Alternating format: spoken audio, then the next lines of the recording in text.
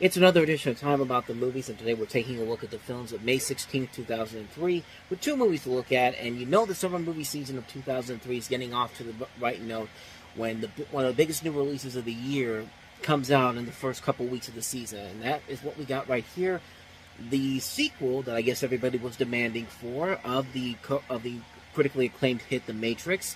We have the first of two sequels in 2003, The Matrix Reloaded.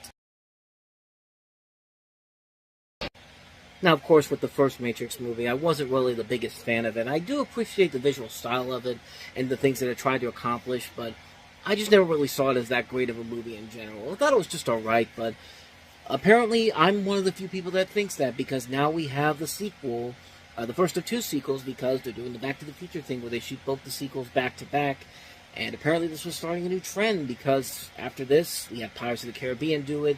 I guess technically Lord of the Rings and Harry Potter had already done it before, but The Matrix was that first film that was doing the sequels back to back and trying to make a trilogy out of it, which, I don't know. I didn't really think it really needed the trilogy as a whole, but it's here. And now it's a quadrilogy, or it's now going to be a 5-film series now with this new film coming out pretty soon from Drew Goddard, who decided how to do a new film, But the buzz on this was pretty high. They screened this at the Cannes Film Festival in 2003. There was a bunch of video games. There was the Animatrix movie, the shorts that came out on DVD. In fact, one of them was actually premiering in front of Dreamcatcher a couple of weeks before this.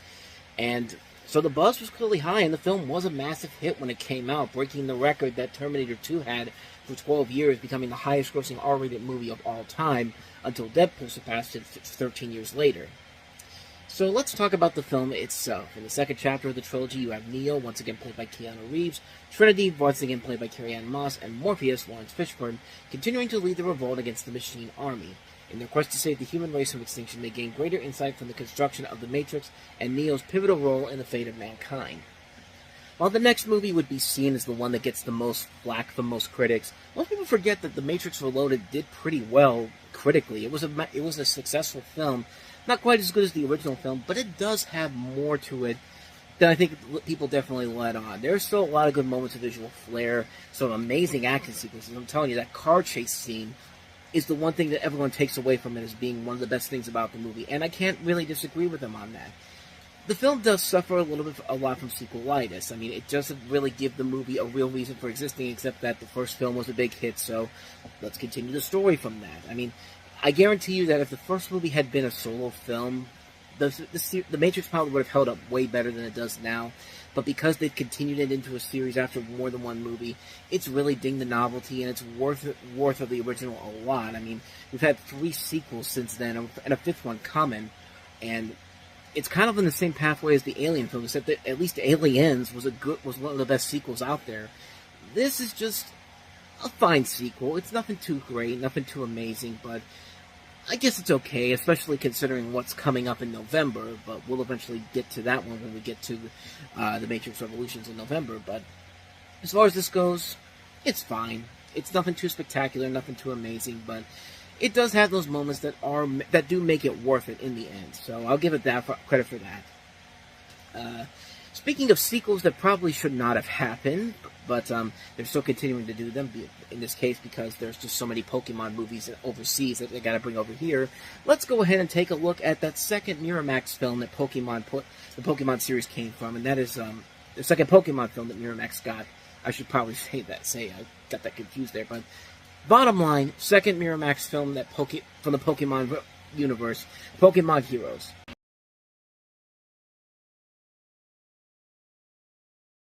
Save the Pikachu, save the world, because of course that's what Heroes was. That was their slogan for that show when that came out 3 years later. Save the cheerleader, save the world. But that's not the important thing we're talking about right now. We're talking about Pokemon Heroes, which is notable for a couple of reasons. One, it's the 5th film in the Pokemon film series. 2, it's the first film to use digital ink and paint. Second, it's the second theatrical release by Miramax Films since they took over the Pokemon library and basically created it through the completion bond company they had.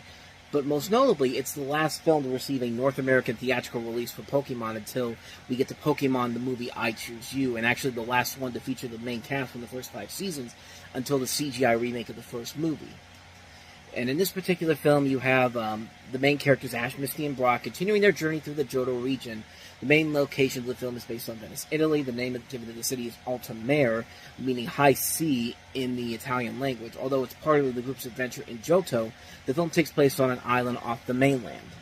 The gang's trying to stop a pair of thieves hiding on the canals and alleyways of this place. Joining the adventures are two new Pokemon, a brother and sister pair named Latios and Latios, who are protected from the droplet of the heart, or protecting the droplet of the heart, a valuable treasure. And as the trailer tries to sell it to you, it's the biggest adventure of their lifetimes, and not exactly. And it's funny because the stories behind these movies from Miramax, the rumor is that Miramax actually bought the rights for $1 million and actually gave up 75% of the profits because Harvey Weinstein said that he could reinvigorate the franchise.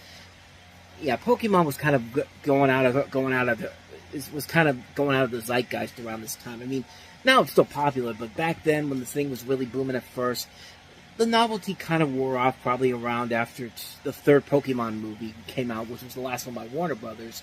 But I'll give it this. It's kind of better than the last Pokemon movie, Pokemon Forever, which had a lot of inconsistent flaws to it, a lot of continuity problems, a lot of ridiculous, stupid things that these different MacGuffins, these different things that they try to do, pulling Deus Ex Machinas to try to make the story make somewhat sense. But I like this one better than that one. I mean, I give it credit for at least trying to do something that is at least an adventure that seems like it's in the realm of a Pokemon adventure, and it has a script that really doesn't feel like it's all over the place. It's not a great movie per se, but the animation overall is still really good. I think the animation is still really good in this one, and the uses of digital ink and paint to make this work actually plays out very well overall. But despite all that, it's still definitely not a film that's worthy of.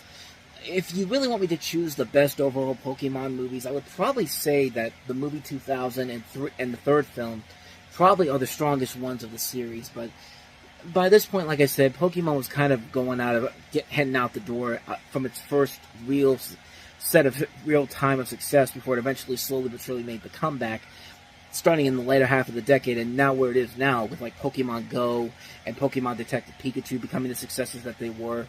I mean, nowadays, it's still very popular, but at the time, this was kind of around that time when everyone thought the zeitgeist was kind of dying out, and Pokemon was just going to become the fashion, what do I want to say here?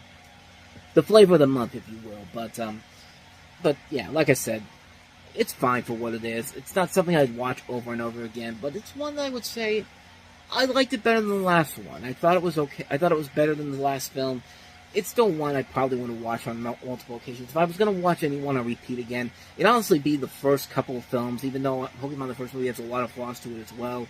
But those first three films are the ones I remember the most out of this series from when this was starting out. But everything else kind of after that is just kind of a blur, mostly. But like I said, Pokemon Heroes, at least it's better than the last one. I guess I gotta give it that. And so with that said, we wrap up another edition of Time About the Movies. The next time we meet, we'll jump into the Memorial Day weekend of 2003 with two notable comedies, including Jim Carrey starring in Bruce Almighty, the first film he did with director Tom Shadyac after Liar Liar, which also features Morgan Freeman and Jennifer Aniston and Steve Carell among the cast, and also the In-Laws remake with Michael Douglas, Albert Brooks, and Ryan Reynolds in one of his early film roles after Van Wilder came out. We'll take a look at both of those movies on the next episode. But until then, thank you so much for watching, and if you want to see more videos like this, please hit the playlist on the next page, check out the previous episode, and also don't forget to hit the like and subscribe button if you want to see more videos like this on this channel. So, with that said, I'm off. I will see you guys next time, and until then, as always, take care.